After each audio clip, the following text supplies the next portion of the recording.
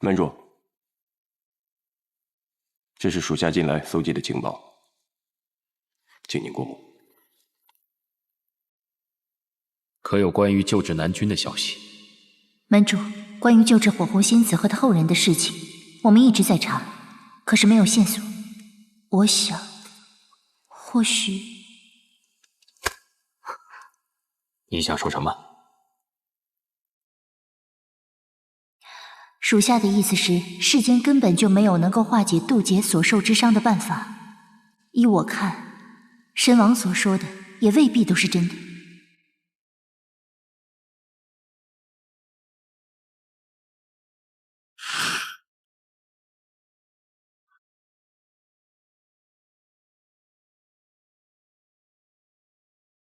如果上天真的如此无情的话，我会让整个三界为他陪葬。门主莫急，水也是担心门主，才这样说的。神王不是再三承诺，确有秘法可以救醒南君。三界虽大，但只要这秘法和后人存在，必定能被我们找到。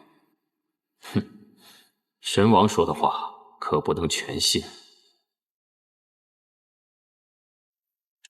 门主的意思是怀疑神王？若非是因为南君我们早已离开，我也不会为神王效力了。如今为了救治南君，我才不得不受制于人，听从神王的命令。不提也罢。对了，季农现在正在外面候着。啊，需要属下叫他进来吗？先不必了，你转告他，让他走吧。无间门不需要他。门主，我们费尽心思，不就是为了让季农加入无间门吗？正所谓欲擒故纵，我只是想看看他到底是否忠心。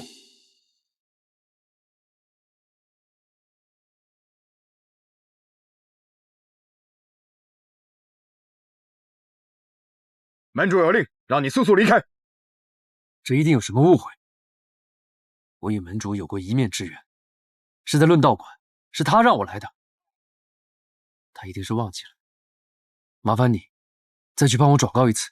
我们只是传达门主的命令，你也不要为难我们。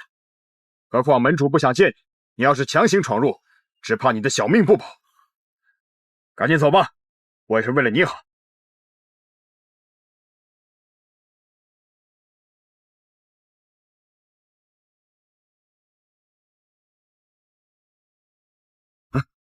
还不赶紧走！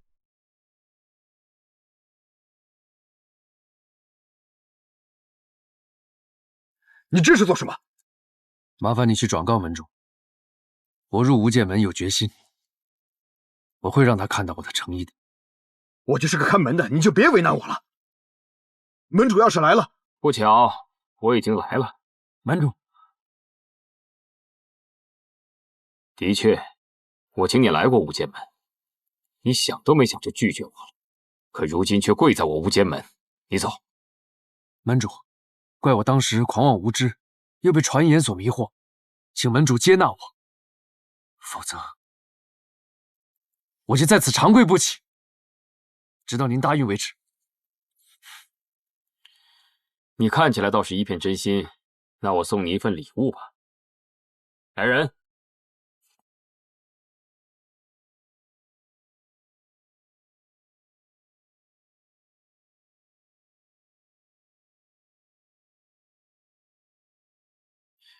你要是现在后悔的话，还来得及。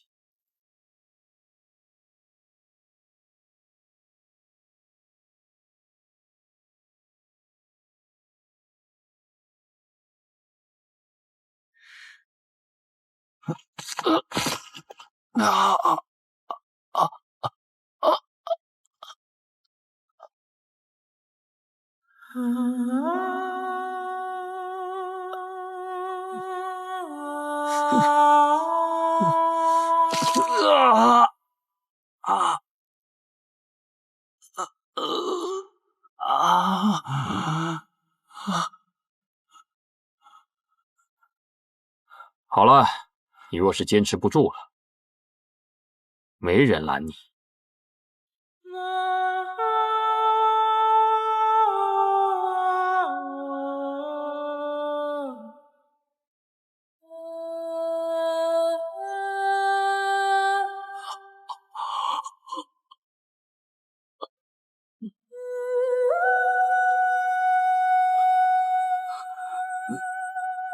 你这是何苦呢？自己找罪受。你要再不起来，就要成废人了。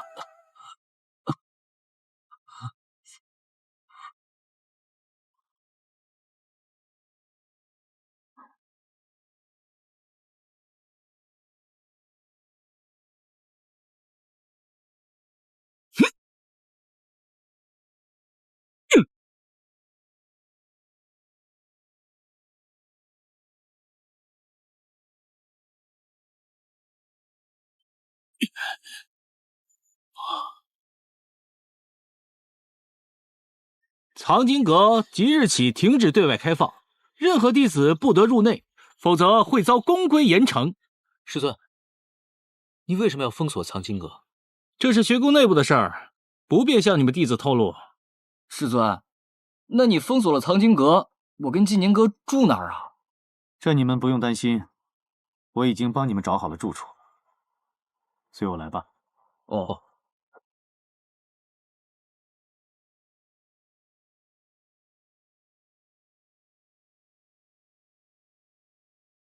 哇！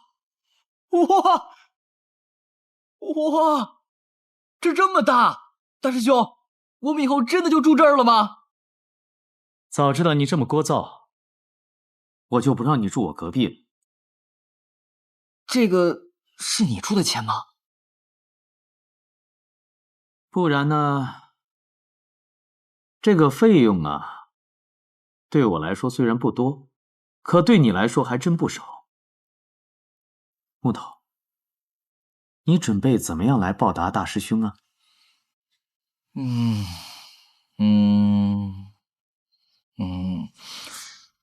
我给大师兄知道好多的傀儡，他们可以洗衣服、做饭、打扫卫生，做什么都可以。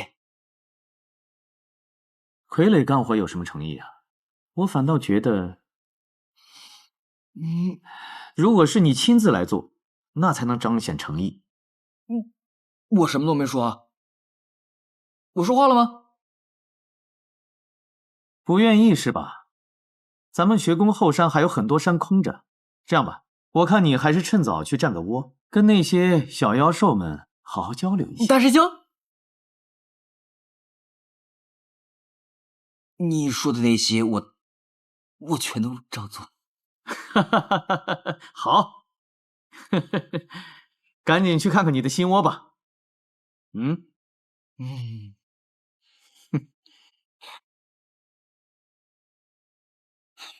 大师兄，啊，谢谢你啊。小事一桩。我刚好有些事想找你好好聊一聊。什么事？余威的性格我最清楚，他既然已经决定的事情，就不会改变。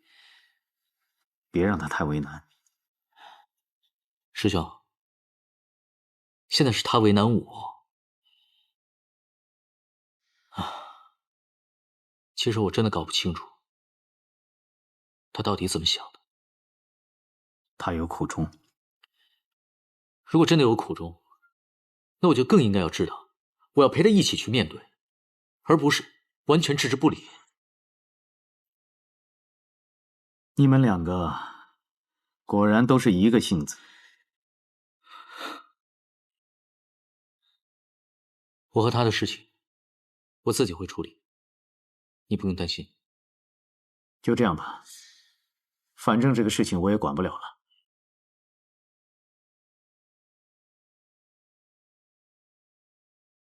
对了，纪宁，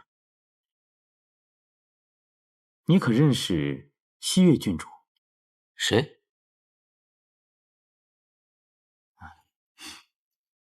没什么。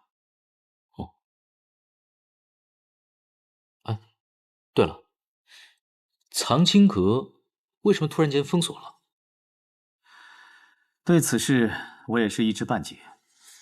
据说是有人闯进了藏经阁禁区，此事被师尊们得知后，决定彻查此事，所以才将藏经阁封锁了。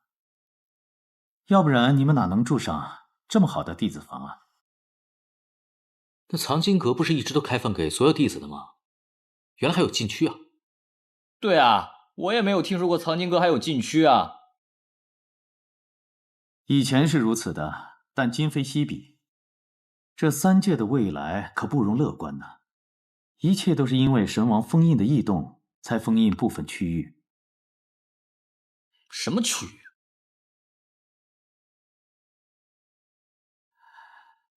好像是20多年前的历史区域。20多年前？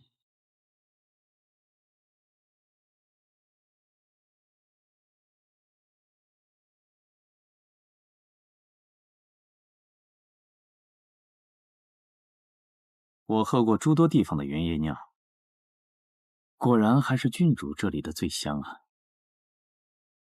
这是其他氏族孝敬我外公的，当然纯正。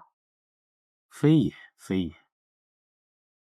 这原液酿虽香，但还是比不上郡主香啊。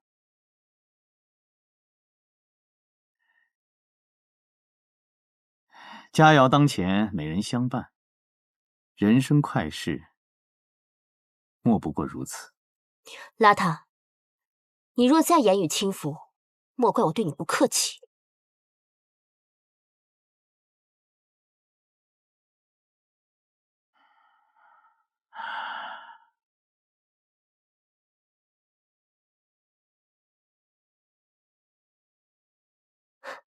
你不喝了？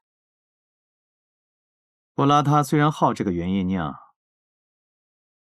却也知道无功不受禄。你今天找我来，又有什么事情要交代？说吧。我听说季宁和余威最近闹了别扭，你可知是为什么？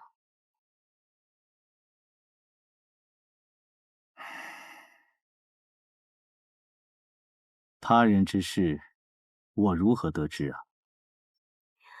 你和余威从小在学宫里长大，二人虽貌似不合，但我知道，余威此生最信任之人，除了殿才道人，便是你。若你不知，还有谁人会知道呢？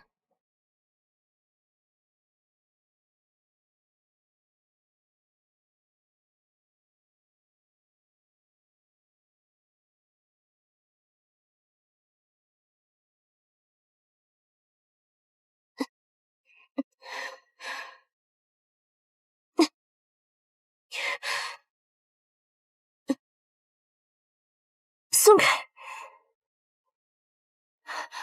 邋遢道人，你真的是越来越没有分寸了。若我将此事告知外公，你以为轻薄郡主之名，黑白学宫能护得了你？哦，那你不妨去说。只是这季宁一事，你不要用季宁威胁我，就算不找你，我也一样可以打探得到。我很久以前就想问你了，你为什么总是打探季宁的事情？这与你无关。我已经厌烦了听你打听其他男人的事情。西月郡主，如果你还想知道季宁的事，你自己去问吧。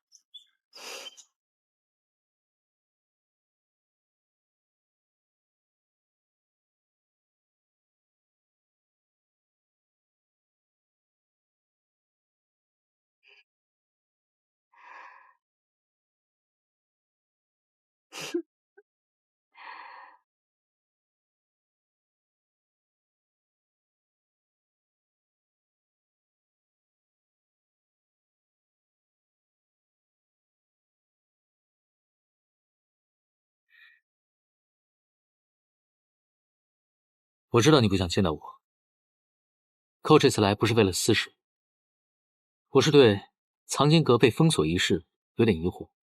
所以想来找你谈谈。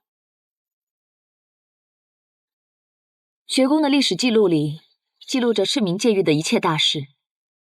你与我想的一样，之前被列为禁区的部分，就是你我氏族被灭门的部分。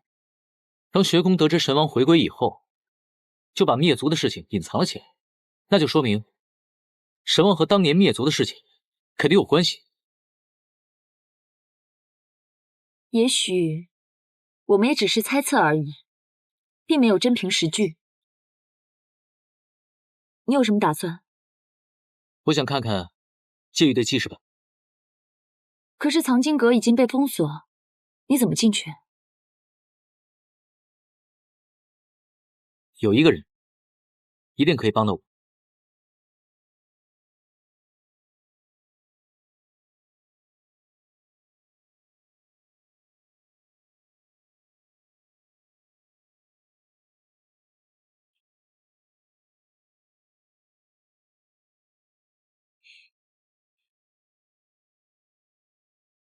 大师兄，你来找我是为了藏经阁一事吧？果然什么事情都瞒不过你啊。回去吧，别的也就算了，这件事情我真的帮不了你。大师兄，我真的很想知道真相。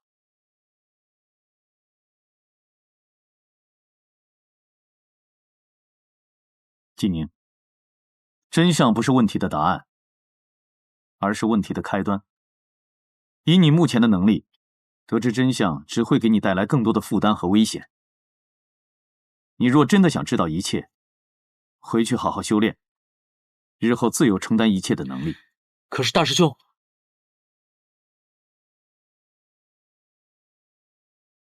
冲动解决不了任何问题，你如果执意，我必不拦你。但你最好想清楚冲动行事的后果。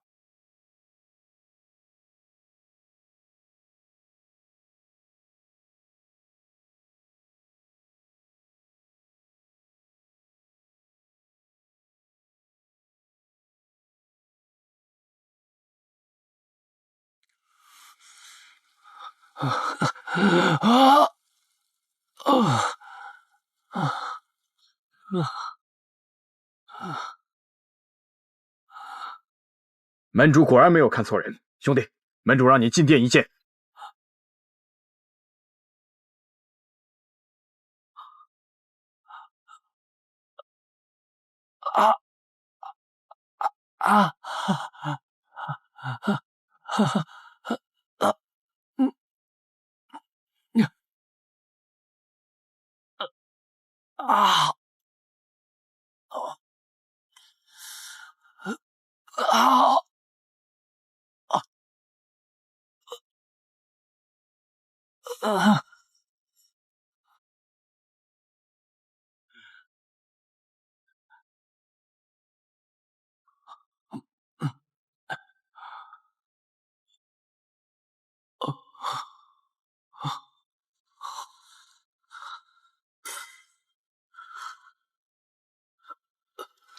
参见门主。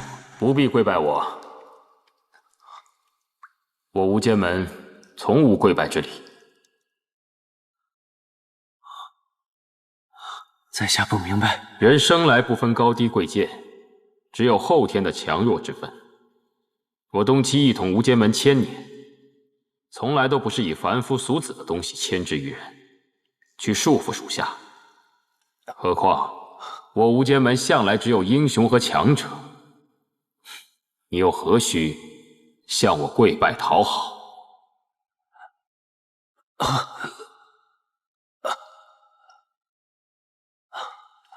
门主一番话，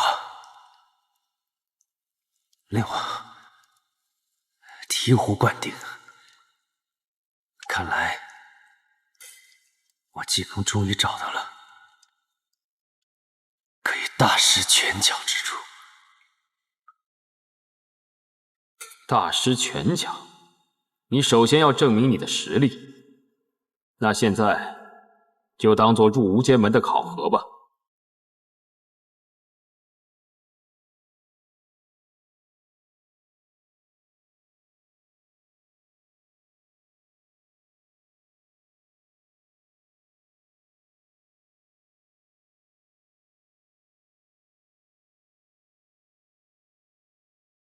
给我杀了这3只灵雀！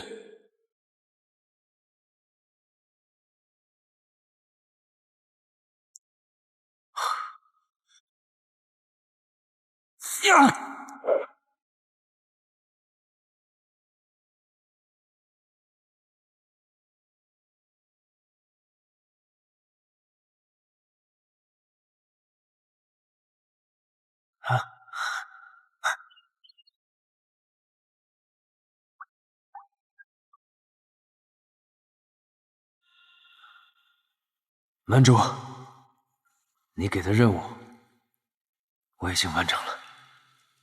你这是为何？杀3只灵雀何难之有？莫说我一修道之人，即使凡夫俗子，也可以很轻易就做得到。我斗胆猜测，门主定是要试探我能否明辨善恶。杀生自然是恶。哼，不错。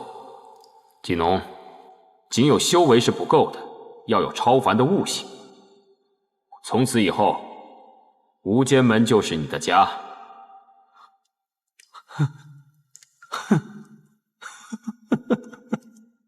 谢门主，谢门主，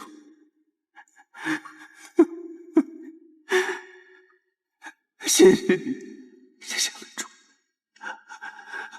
谢谢。本门的门规，最重要的一条就是效忠门主，绝不可以有二心。你能做到吗？啊，是门主。门主放心。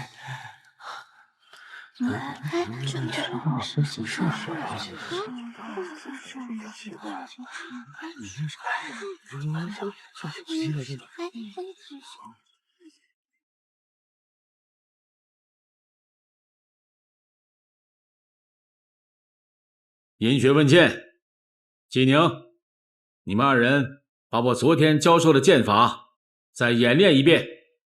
是。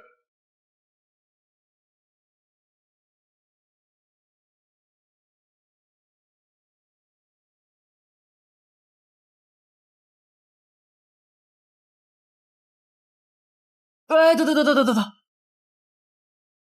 年哥，叫你演练剑法。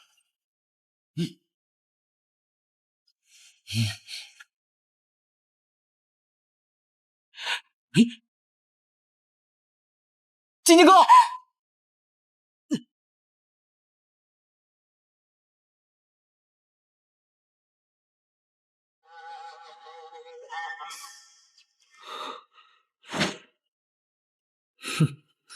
金宁，近来你用心不专，不仅耽误自身，更影响学堂风气。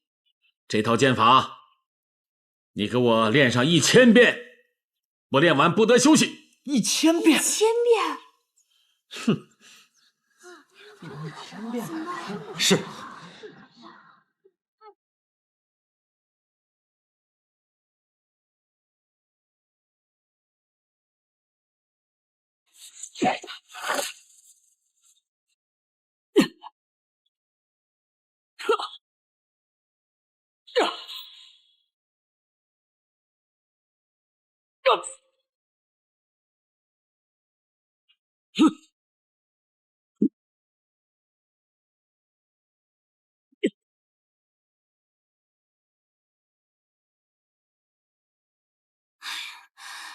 这样练下去，不得把人累死呀！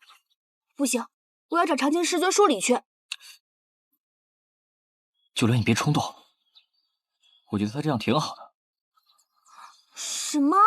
仗义心肠怎么了？季宁哥被罚，你还说风凉话？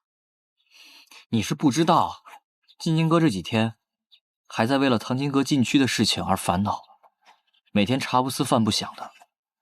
与其让他那样，还不如让他练剑呢。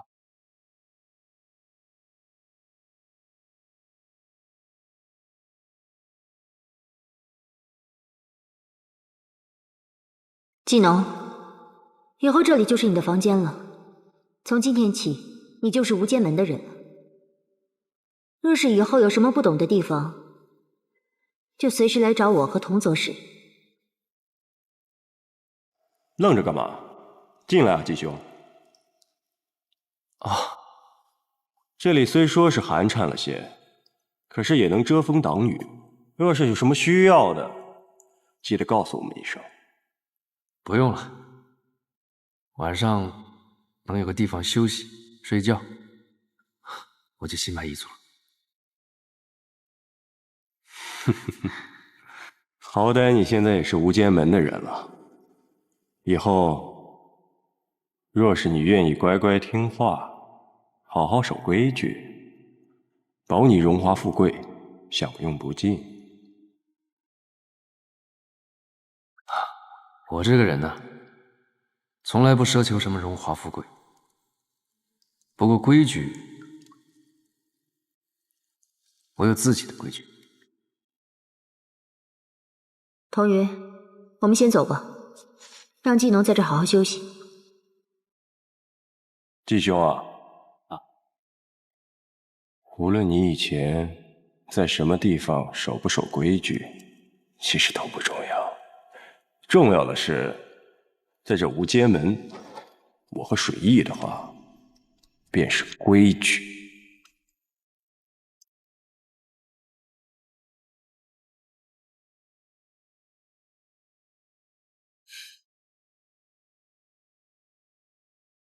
你不用太在意，他这人性格比较冲动，你好好休息吧。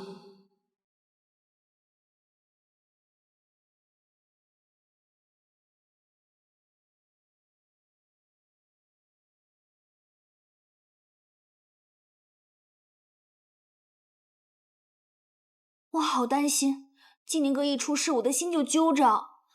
九莲，你就别担心了，季宁哥不会有事的。我怎么能不担心呢？你看他都瘦成那个样子了，我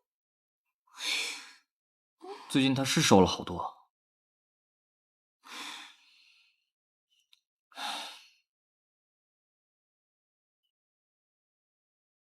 季宁哥，哎，季宁哥，顾总，你回来了。九莲给你采了好多的草药，能够帮你缓解疲劳。季宁哥，这是我专门采给你的。谢谢你啊，九莲。不过以后不用麻烦了，我自己休息一会儿就可以缓过来了。出了一身的汗，你们继续聊，我去洗把脸。季宁哥，你看他那样子，不行，我一定要想办法帮他。九莲，你可别冲动啊！我们大家最害怕的就是你冲动做傻事了。哎，九莲，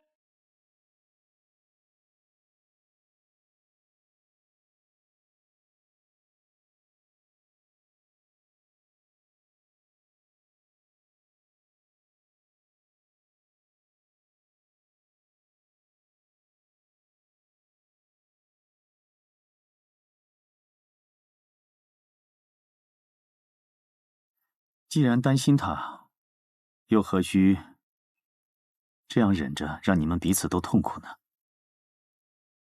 我可从来都是随性的人，我理解不了你。我想此刻他最想见到的人也是你。你最好还是去看看他吧。算了吧。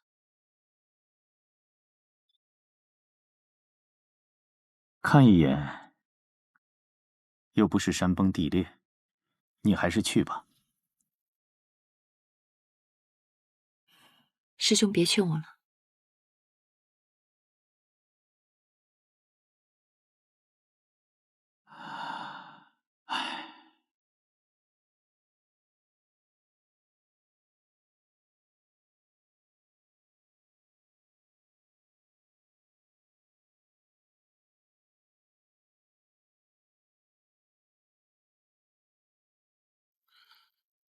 难道这卷宗还有其他人看过？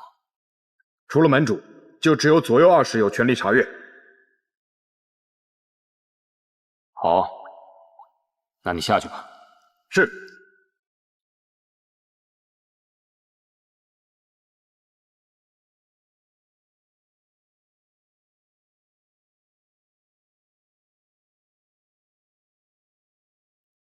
门主，季农，你进无间门也有些时日了，你告诉我，现在无间门在你眼中是什么地方？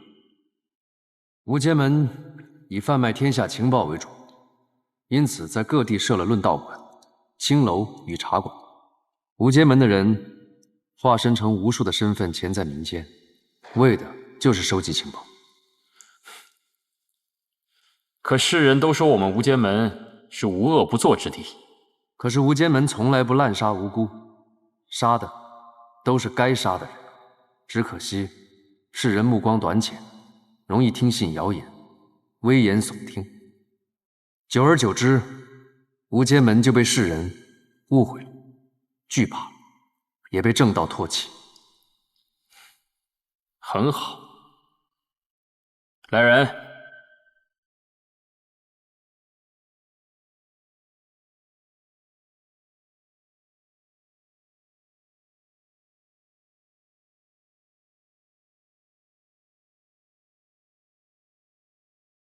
把这里面的事情给我查清楚。门主，你这是在怀疑铜左使跟水右使？我问你，我们无间门的门规第一条是什么？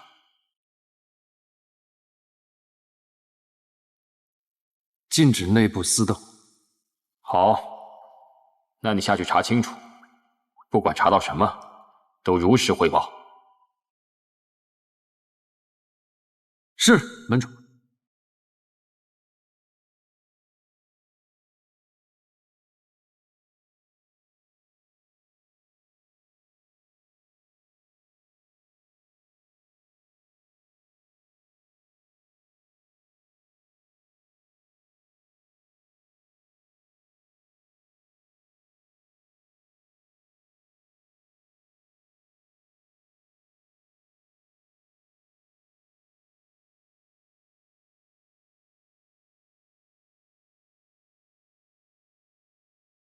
守住大门，任何人不得进入。是。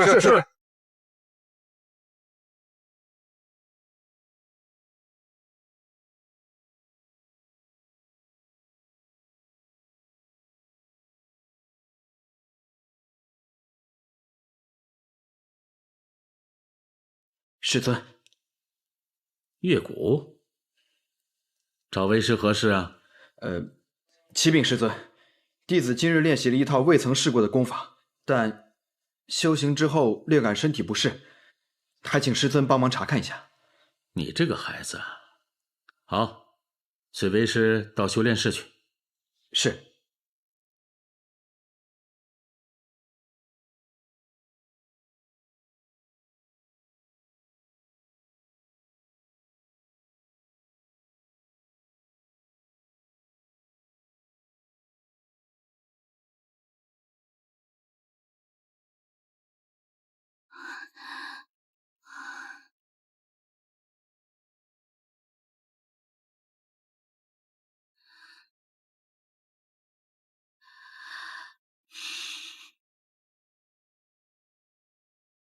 那你怎么会有长青师尊的令牌呢？长翅膀飞来的。偷的？你刚刚是去偷令牌了？早知道我打死也不能让你去啊！我拿来。你要干嘛？拿去还给长青师尊啊！给我。那我不就白偷了？盗取令牌，按照学宫的规矩，是要被逐出宫门的。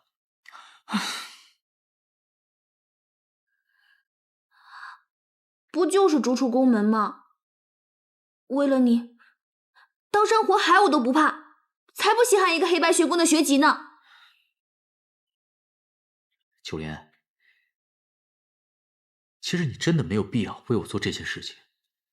纪宁哥，我做的这些都是我自愿的，你不用有压力。你喜欢谁我不管，我只知道我喜欢你就够了。可是秋莲，别啰啰嗦嗦的了。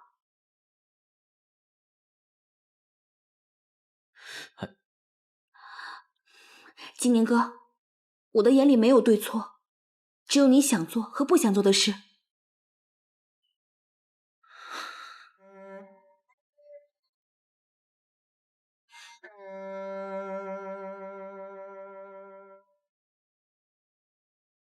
可是九莲，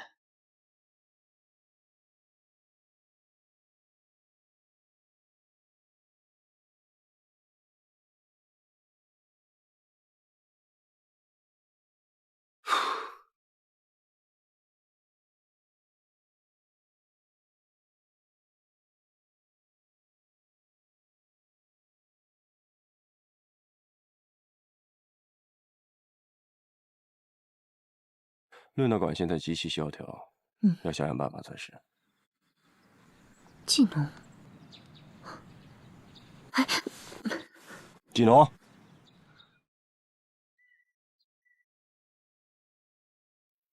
你在干什么啊？虽说你现在是无间门的人，可谁给你的权利让你查我的账务？哎，你别生气，是门主让我来这边了解一下账目的情况嘛。既然是门主的指令，你干嘛要偷偷摸摸的？我只是不想麻烦你们。我和水一在这论道馆经营多年了，没有人敢参与进来，为何门主突然派你来啊？啊！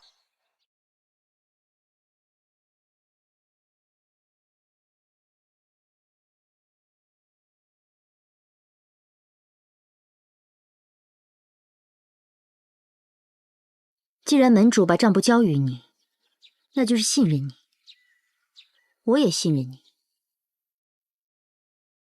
可是你不要让我们失望啊！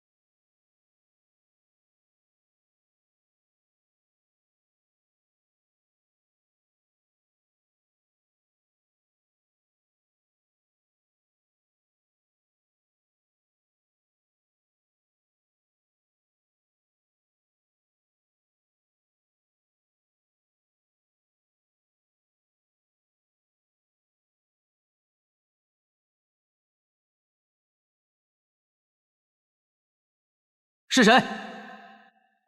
还不出来！快给我出来！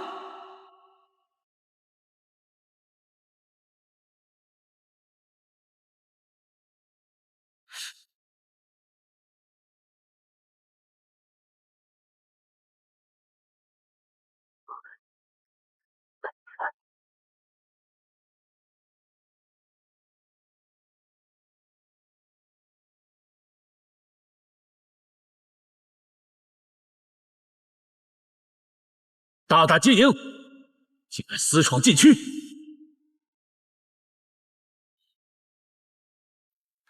自从学宫建立以来，还从未出现过此类恶性事件。弟子竟然私闯藏经阁，你知道里面藏了多少古老典籍和珍贵的年鉴吗？如果这些东西有所缺毁，你担待得起吗？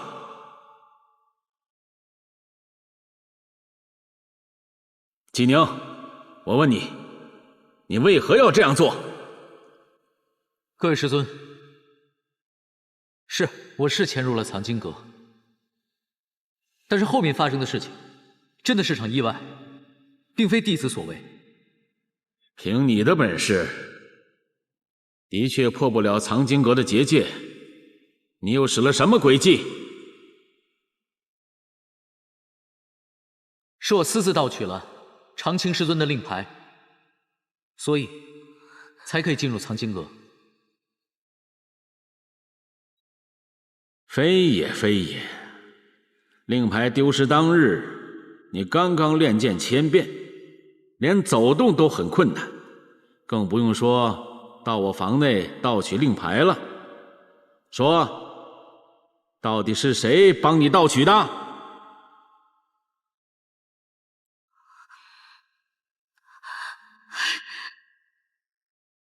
此事全是我一人所为，请师尊责罚。为了纪宁，你就忍着吧，算我求你，好不好？千万别冲动。殿才师兄，这个纪宁可是你的亲传弟子，我若罚他，你恐怕又要包庇护短了吧？此事纪宁的确有错，长青师弟又是受害者，处罚他理所应当。不过师弟啊，看在纪宁初犯的份上，可不可以从轻处置啊？哼，果然你又在包庇他了。既然你这么说，我也不便为难纪宁了。这样吧，就罚他面壁10日。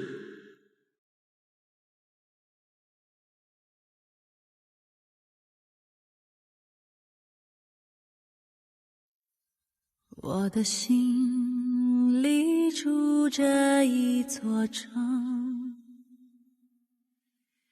你是城里的那一扇门，我们牵着脚注定的绳，穿过一眼又一瞬红尘，手上握着万千山河，也不及你一抹红唇。你的笑让星辰都触动，你锁眉把大地都惊动。我不想做什么英雄，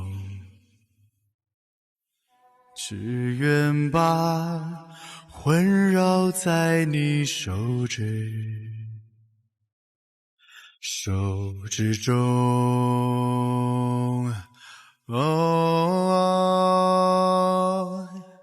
我们总在为了争夺一次又一次错过，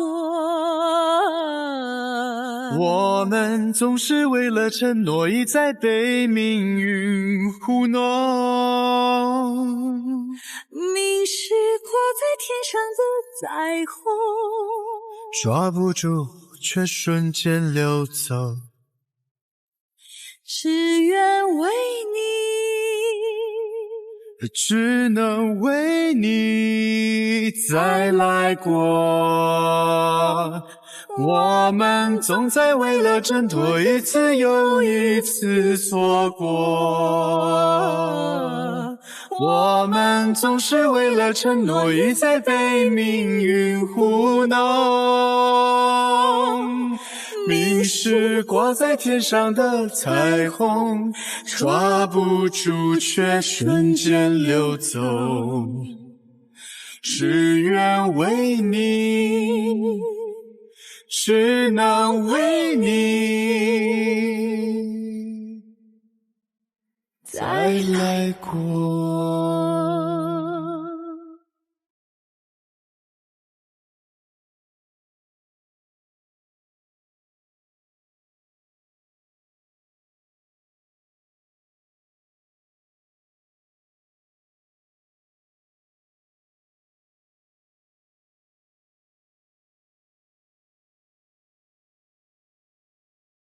哼，果然你又在包庇他了。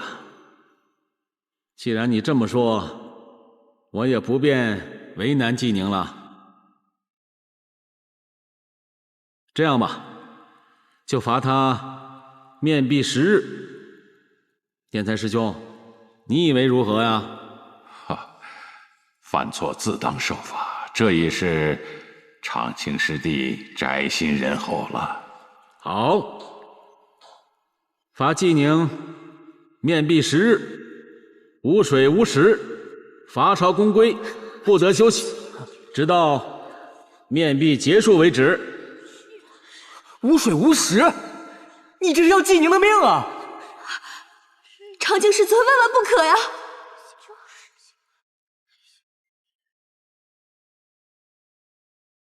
长青，刚夸你宅心仁厚，怎么说变就变？哼！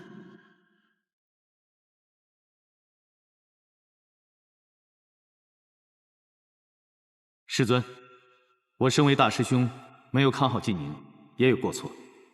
如果您要罚他，就一并罚我吧。大师兄，你何必啊？邋遢，别以为你身为明霄长公的亲传弟子，就妄图保护所有人。纪宁是殿才师兄的亲传弟子，师兄都没说什么，你就不必节外生枝了。你什么你？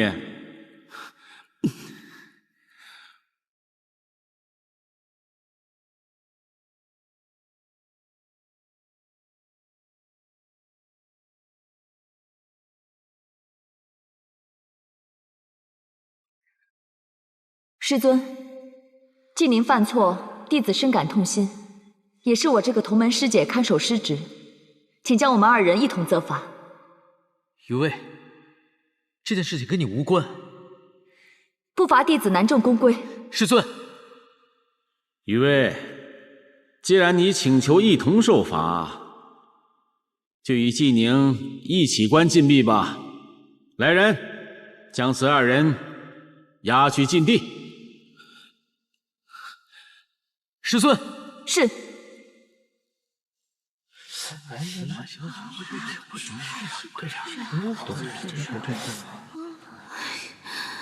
不是，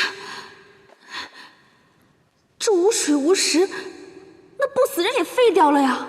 那能怎么办？现在殿才师尊都没有办法。对了，九莲，关键是等他们出来以后，一定会很虚弱的。你看能不能给他们准备点上好的药材？对，你说的没错。看来我要回趟东岩市了。回东岩市？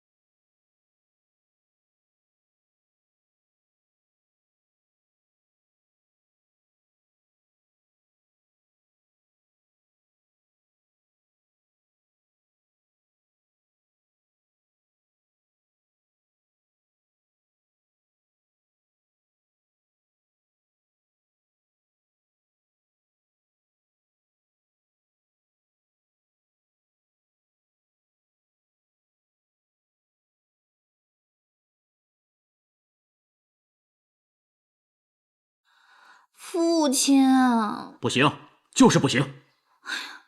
父亲，他们真的都是我的至交好友。再说了，不就是一点九转神丹吗？你又不是没有，你就拿出来一点给我嘛。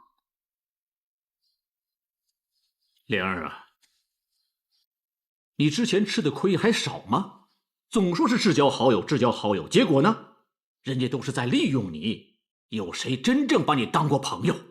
可这回真的不一样，纪宁哥他从来没有拿我当东岩市的公主看待过，他也不像别人那样围着我团团转，相反，跟他在一起，我还学到了很多做人的道理呢。你说的就是记事部的那个小子纪宁，对吧？你不会是喜欢他吧？父亲，我告诉你，莲儿，不行。为什么？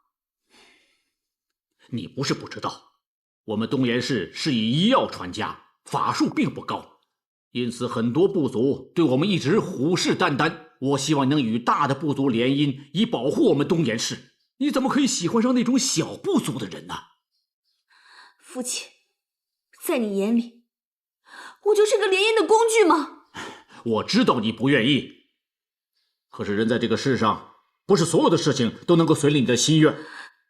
你身为东岩氏的公主，自小到大养尊处优，你所得到的一切都是东岩氏族的人给的，你不能只为自己着想啊！可是，这也不能拿我的终身幸福来换取吧？这叫什么话？你怎么知道为父为你选的人，你不会喜欢上呢？我心里只有纪宁哥，除了他，我谁都不要。来人！干嘛？啊！放开我！将他软禁在房中，没有我的吩咐，不许离开房门半步。父亲，你不能软禁我，我还要回学宫学艺呢。都怪我将你宠坏了，才使你如此忤逆。学宫那边我会向你的师父告假。你给我好好待在家里，收收心，别再想着纪宁那个小子。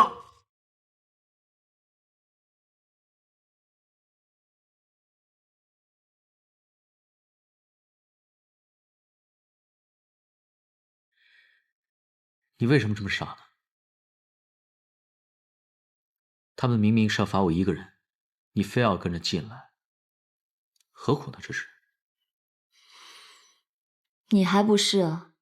师尊千叮咛万嘱咐，让你放下此事，可你还是闯入藏经阁，偷偷调查当年的旧案。我是尉迟氏唯一的后人，我不可以让尉迟氏那么多的性命白白的牺牲。我必须要追查当年事情的真相，这是我作为男人必须要做的。一直以来，我都想努力练功，提升修为，想有一天亲手为我的族人报仇。可是我从来没有想过，在灭族的背后，也许隐藏着一个巨大的阴谋。师尊越是隐瞒，就越说明这件事情背后牵扯到的人和事，肯定更为复杂。我知道师尊是想要保护我们，但是我怎么可以为了自己的安危，而让这件事情不了了之呢？所以，我就算违反更多的学宫的规矩，我也会继续追查下去的。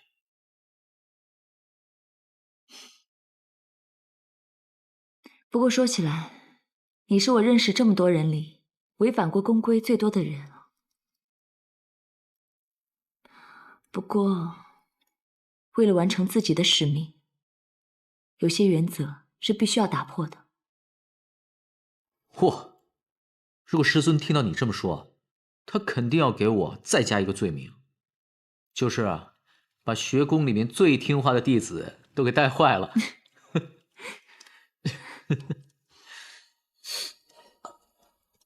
怎么了？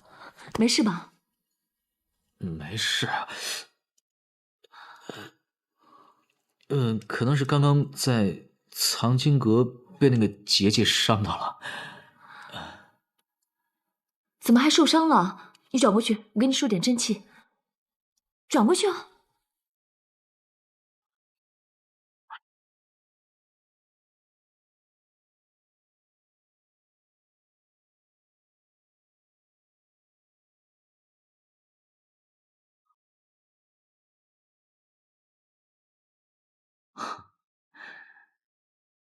你还关心我，就代表你心里面还有我，是吗？我的心意之前已经跟你说明白了，这次帮你只是职责所在，你不要误会了。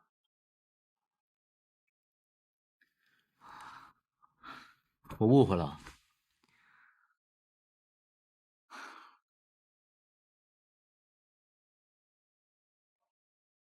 就算你不接受我，那至少还是可以跟我结为盟友，继续追查当年灭族案件的真相吧。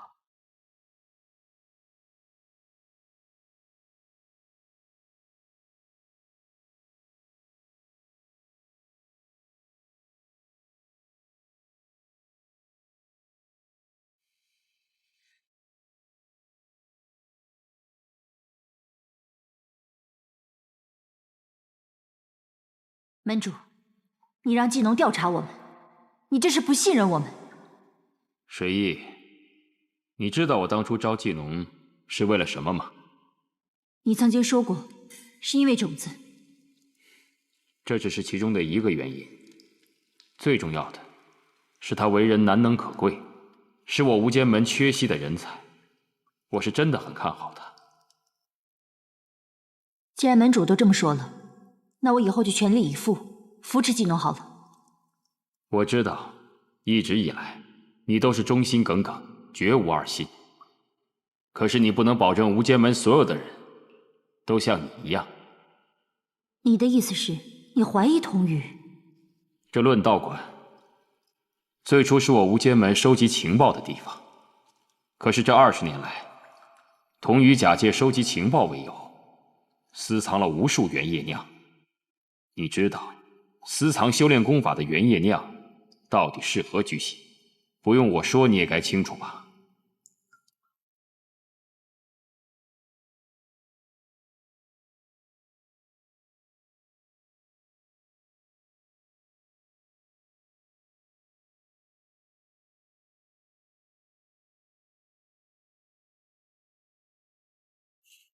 门主，季农，我交给你查的事情进展如何？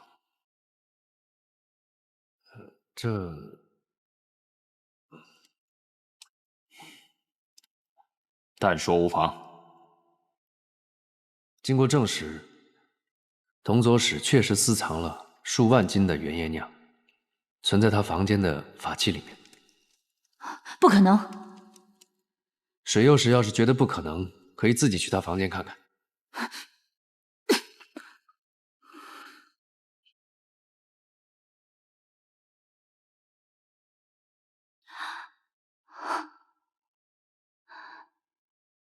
季农，你做得很好，下去吧。是。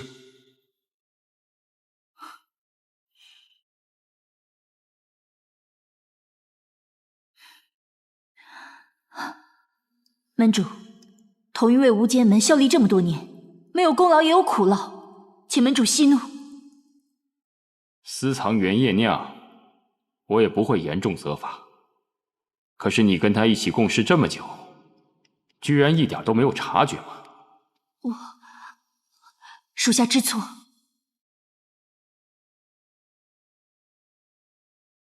大师兄，我们能去看季宁吗？奇了怪了，长青师尊和季宁有什么深仇大恨，非得要逼死他们？你还想去看季宁，那是做梦。那我问琼华师尊要的丹药，可曾送进去了？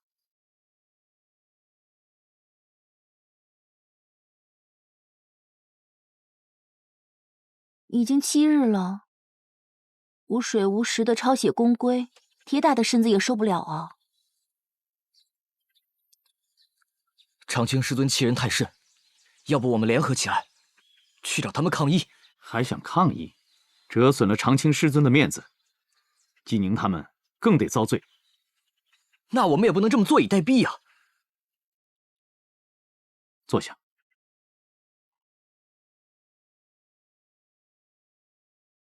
坐下。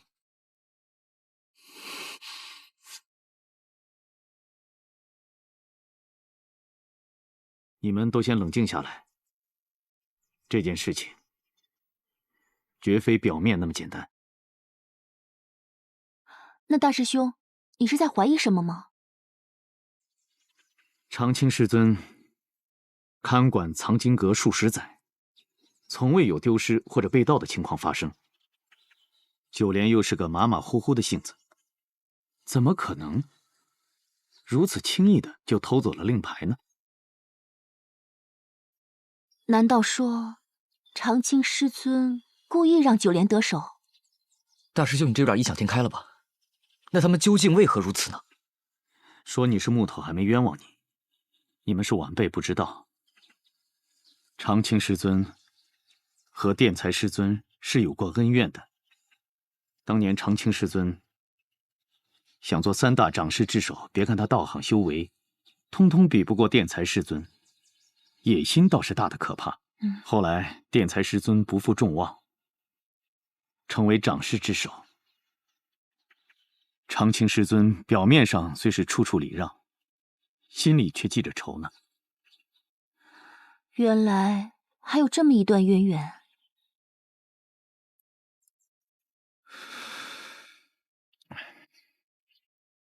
那咱们现在该怎么办？对啊，如果去理论，就犯了大忌。这件事情只能指望殿才师尊出马了。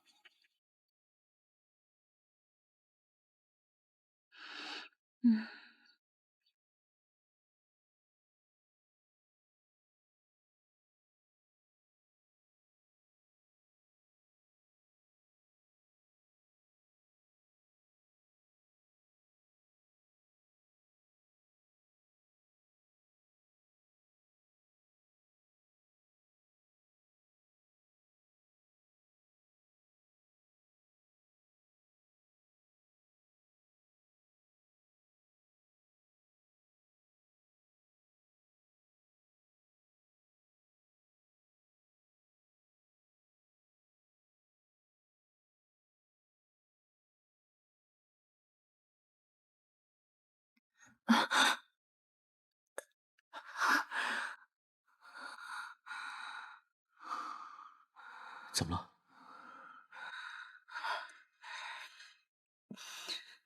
啊？没事，不用担心。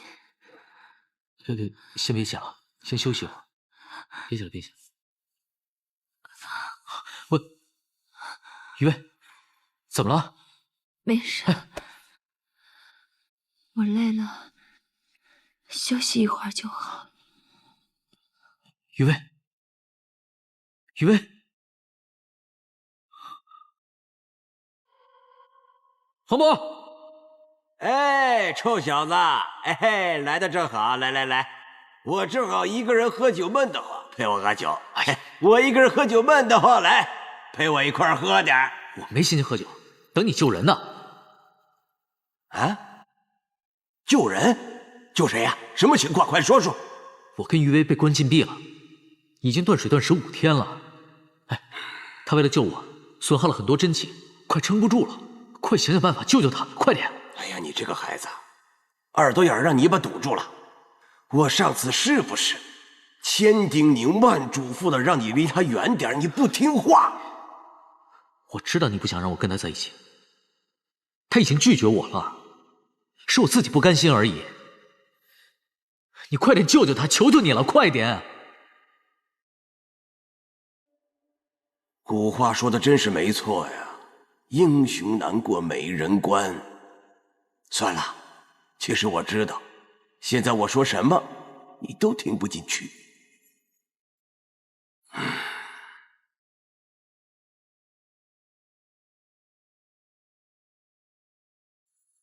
去吧。谢谢。等等。怎么了？臭小子，我知道我这个糟老头的话你听不进去。但爱情这玩意儿，我也不是没经历过。有些人的感情啊，注定会让你一败涂地。你要是执意和于薇在一起，就只会是这个结果。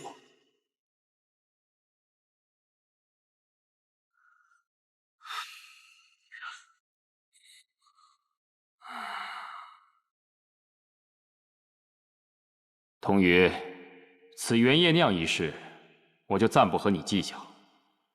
如果下次还犯这种事，休怪我不讲情面。属下知错。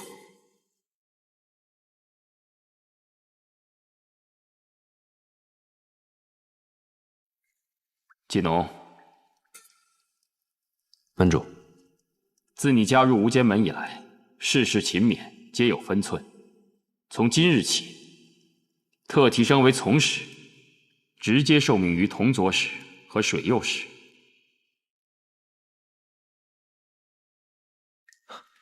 谢门主。恭喜季从使。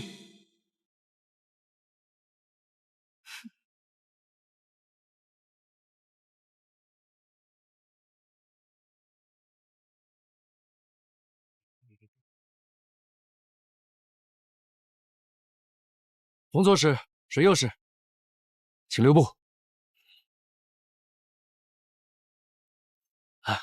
我想谢谢二位。今日承蒙门主垂青提拔在下，回想这一切的善缘之源头是二位大人。当日收留在下，一定是二位大人在门主面前替我说尽好话，极力推荐。在下愚钝，在无间门也是初来乍到，还请二位大人多多指教。岂敢啊，继兄！你现在可是门主面前的红人，又受到门主的器重，怕是以后我和水衣要仰仗你，在门主面前替我们多多美言呢。同左使季兄心思醇厚，你可别打趣他。无妨无妨，在下告辞。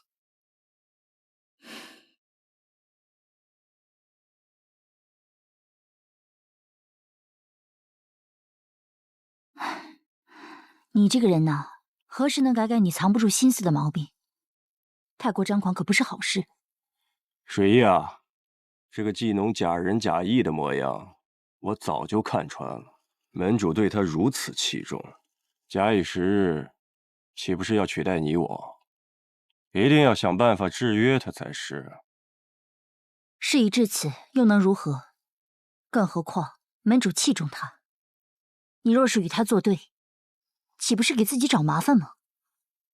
哼，总得让他知道知道，这无间门除了门主之外，是谁的天下。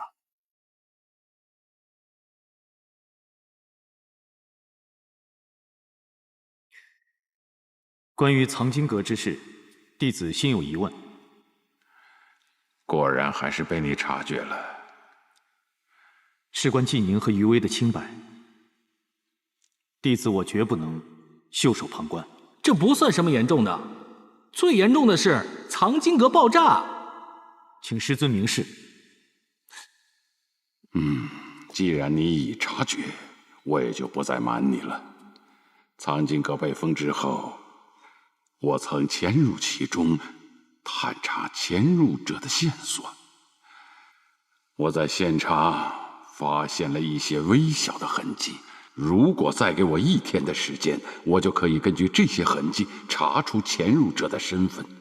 可就在这时，季宁闯入藏经阁，引发了爆炸，致使现场所有的痕迹全部被毁。如今线索已断，很难再查到潜入者的真实身份了。原来如此。何止是这样？这几天啊，我们调查，除了黑白学宫之外，大大小小数十个部落，只要是存放典籍的地方，全部都被盗窃了。这盗贼的胆子还真是够大的，竟然还敢谋划一场爆炸，毁灭证据和线索啊！如此看来，只怕是学宫中有着盗贼的内应。这倒未必。我与长青师弟多年前因长事一事有过矛盾，这些年来他一直耿耿于怀。如今借令牌之事让季宁吃些苦头，也是为了当年的旧怨，与整个阴谋无关。电才师兄说的不错，这种大是大非的判断上还是要谨慎。何况长青不过是有些固执，不近人情，还不至于不辨黑白善恶。明白了。那2位师尊觉得，这起阴谋是哪个组织策划的？能在这么短的时间内，同时入侵多个氏族的防护结界，这样的组织，恐怕只有一个呀。无间门。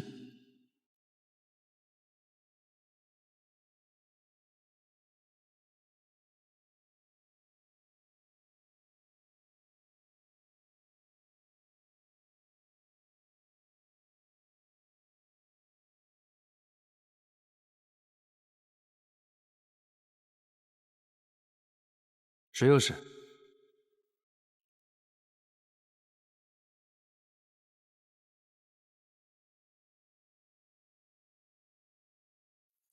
门主当真器重你啊，连此等文书都交给你来批阅了。啊，其实也不算什么批阅，学习学习罢了。啊，坐吧。不必了。我无间门的祭祀大典就要到了，需得到一件上古生物来祭祀。今年的圣物是烛龙之眼。这烛龙之眼能量巨大，在赤冥界域内也是数一数二的圣品。只可惜现在落到其他氏族的手中。你此次的任务就是将此物盗回，以助大典的顺利进行。只要能助大典顺利进行，在下义不容辞。何处能盗得这烛龙之眼？此物现归东岩氏，在火圣道人的手中。东岩氏可是赤冥界域最为强大的氏族之一啊！怎么会呢，继兄？你先行前往，我等在四周布防。若是遇到危险，点燃此引信，我和水翼将立刻前去接应。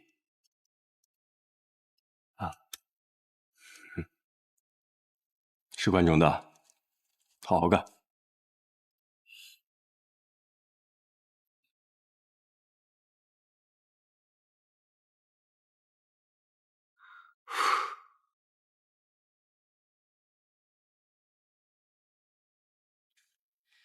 师尊，师尊，平安就好，安生歇息去吧。师尊，关于我私自闯入藏经阁这件事，我已经知错了。知错能改，善莫大焉。宁儿，日后无论如何，切不可违背宫规。师尊，晋宁进入藏经阁是为了追查当年的旧案。您当年能够及时救下我，想必对此事的前因后果一定有所了解，请求师尊就把当年的案件告诉我们吧。请师尊成全。你们此时的心情，为师何尝不能理解？时机未到，天机不可泄露啊！你二人一定要听为师的话，不可再追查此事，否则会招来杀身之祸。杀身之祸？所谓灭族，那就是赶尽杀绝。你二人乃是幸存下来的生者，若被杀戮之人察觉，后果可想而知。宁儿、魏儿，虽然这么多年过去了，可灭族之事从未停止过。等到时机一到，你们自然会知晓当年的真相。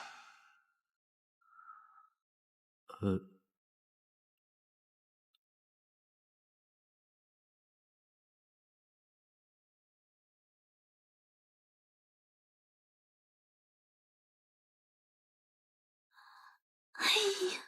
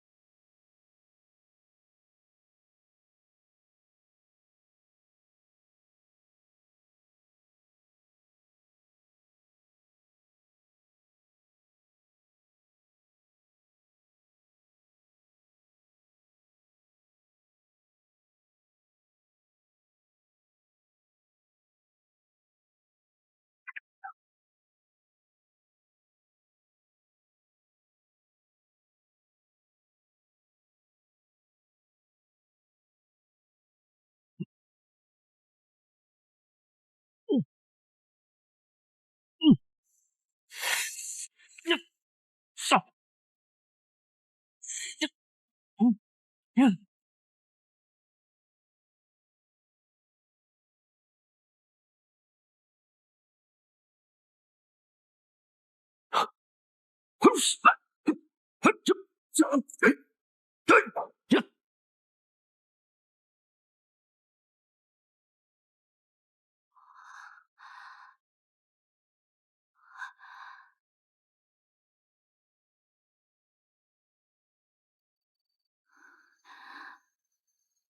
难道？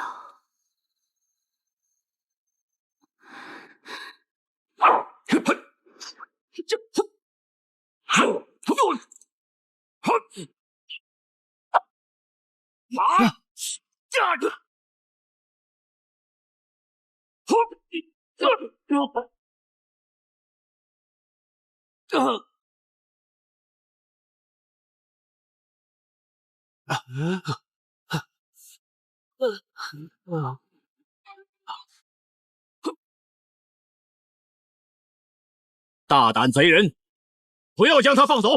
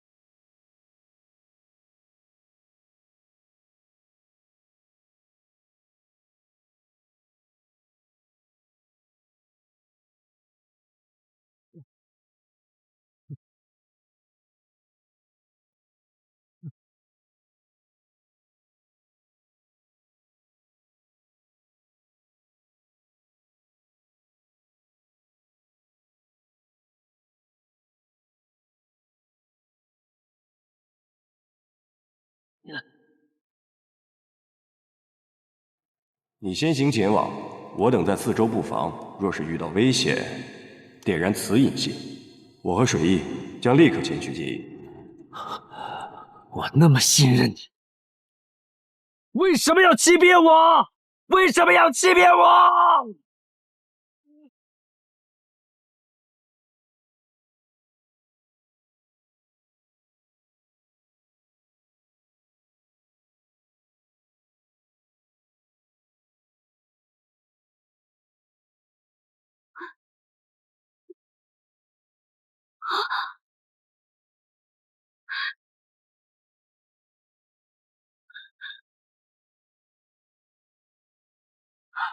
技能。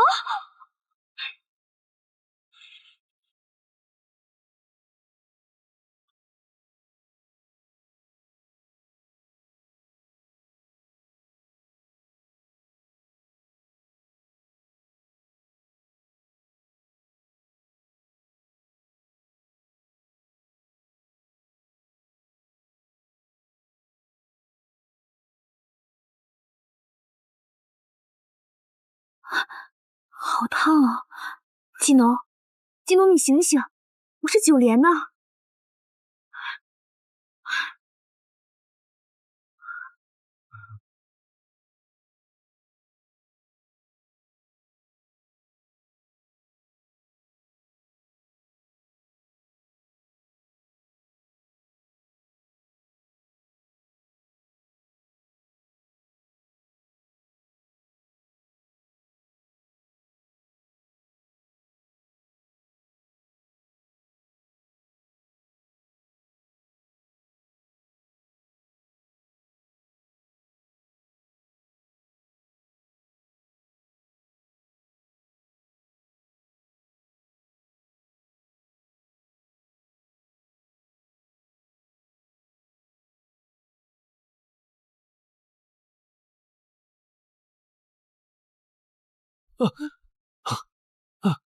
技能，你醒了。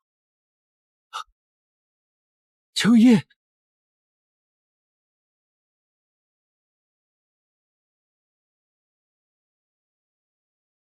九连，我怎么在这儿？你昨天晚上受了重伤，晕倒了。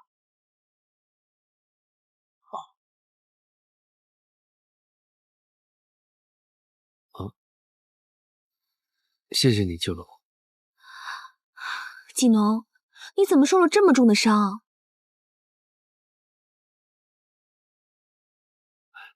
那妖兽实在厉害，是我自不量力。此事你要帮我保密，我不想季宁为我担心。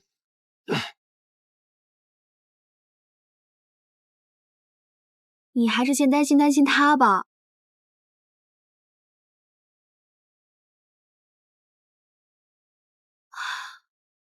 季宁又惹祸了？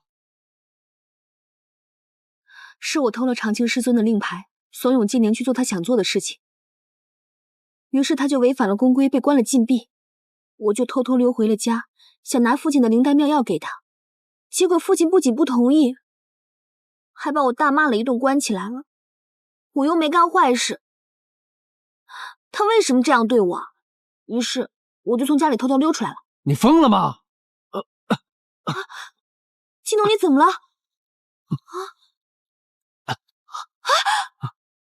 我求求你，别跟他在一起了，九莲。他不爱你，干嘛？你不能和他在一起的。哎呀，季农，我已经说得很清楚了，我一直都拿你当哥哥看，我喜欢的人是季宁。季宁他根本就不喜欢你，你跟他在一起只会受到伤害。季农，我对季宁是一厢情愿，他在我面前从来没有说过你半句坏话，你怎么可以这样对待他呢？九莲，你别拉我！季农，对不起，我不是故意的，你没事吧？九莲，你干嘛呀？你听我说，你怎么才能明白我的心？我发誓此生绝对不能错过你，我会永远守在你身边。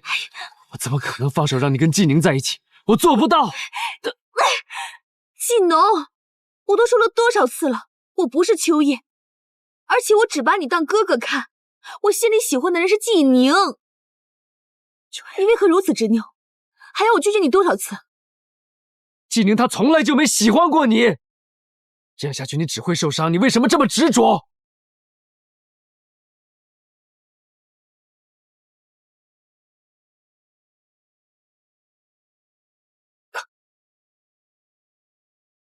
这是我跟他之间的事情，与你无关。怎么会与我无关？我喜欢你，我不允许任何人伤害你。你喜欢的明明就是秋叶，你只是把我当做他的替身罢了。你看清楚了，我是九莲，不是秋叶。等一下，我送你。你忘了你是逃出来的，你就不怕你爹再把你抓回去？我送你，让你保护你。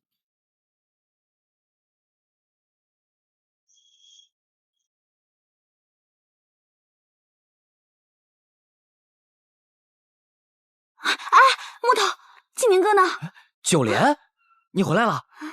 不是你拿个药怎么拿了那么久啊？我都担心死了。我跟你说，好了，你父亲已经飞信过来了，说你受伤了，你没事吧？啊？这事说来话长。哎，你怎么跟他在一起啊？那谁啊？哎呀，木头，我问你，季宁哥到底怎么样了？季宁哥呀，季宁哥挺好的。你还要回去吗？我当然要回去了。那个，等一下，九莲，你是不是逃出来的？怎么了？你父亲呢？现在正派人在学宫等着你，只要你一回去，他就给你抓走。看他这个阵势啊，不会善罢甘休。这怎么办啊？我如果不回学宫，我还能去哪儿啊？去我那儿吧。不行，我要回去看季宁哥。哎，我终于明白，为什么我小时候，师尊就从来不让我离开学宫半步？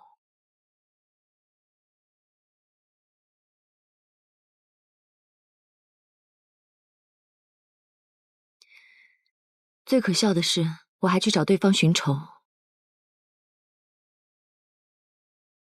却不知我自己竟是被杀落的目标。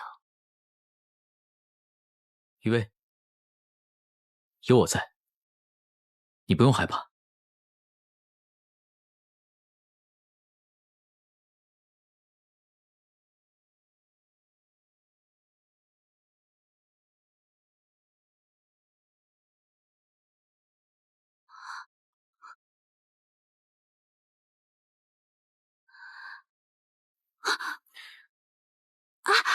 用时间换空间吧，走。你干嘛呀？放开我！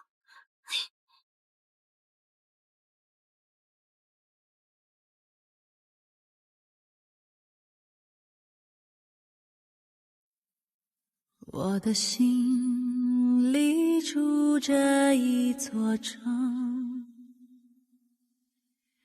你是城里的那一扇门，我们牵着脚注定的绳，穿过一眼又一瞬红尘，手上握着万千山河，也不及你一抹红唇。你的笑让星辰都触动，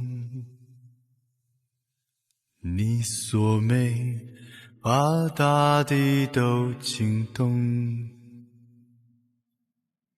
我不想做什么英雄，只愿把魂绕在你手指中。我们总在为了争夺一次又一次错过，我们总是为了承诺一再被命运糊弄，凝视挂在天上的彩虹，抓不住却瞬间溜走，只愿为你，只能为你再来过。我们总在为了挣脱一次又一次错过，我们总是为了承诺一再被命运糊弄，迷失挂在天上的彩虹，抓不住却瞬间溜走，